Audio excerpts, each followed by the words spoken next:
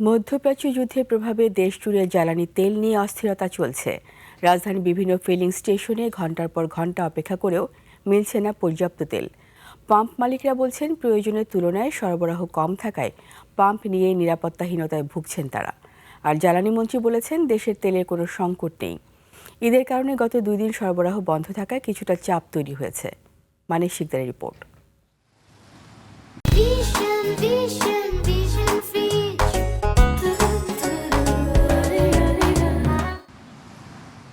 রাজধানীর তেজগাঁওয়ের trust filling station গাড়ি ও মোটরসাইকেলের দীর্ঘ সারি ছাড়িয়েছে প্রায় 1.5 কিলোমিটার।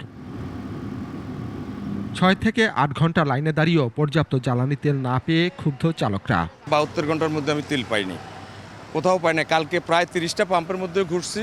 যদি এখান থেকে পাই তেল তাহলে বাসায় যেতে পারবো, অন্যথা আর যাওয়ার কোনো ব্যবস্থা নাই। এই যে লাইন দিয়ে সময় নষ্ট হইতেছে, এইটার ব্যাপারে তো ওইরকম কোনো মনিটরিং নাই। ব্যক্তিগত গাড়ির জন্য 2000 টাকা ও মোটরসাইকেলের জন্য 500 টাকার তেল দেয়া হচ্ছে। তেল না থাকায় কিছু পাম্প বন্ধ।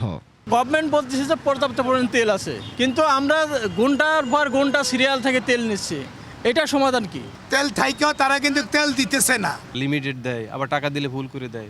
কত টাকা দেওয়া লাগে ভুল করতে গেলে? এই 200, 500।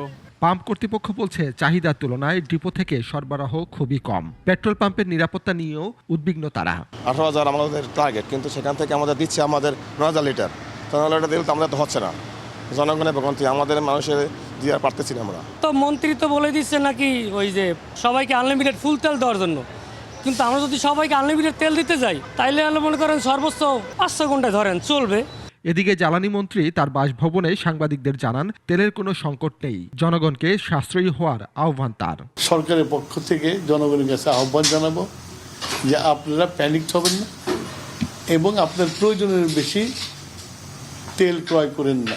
এর আগে পেট্রোল পাম্প ওনার্স অ্যাসোসিয়েশন তাদের ফেসবুক পেজে জানিয়েছিল, জ্বালানি তেল ও নিরাপত্তা সংকটে যে কোনো সময় বন্ধ হয়ে যেতে পারে দেশের সব ফিলিং স্টেশন। এতে জনমনে উদ্বেগ তৈরি হয়। তবে পরবর্তীতে তারা জানায়, পাম্প বন্ধ হওয়ার সুযোগ নেই।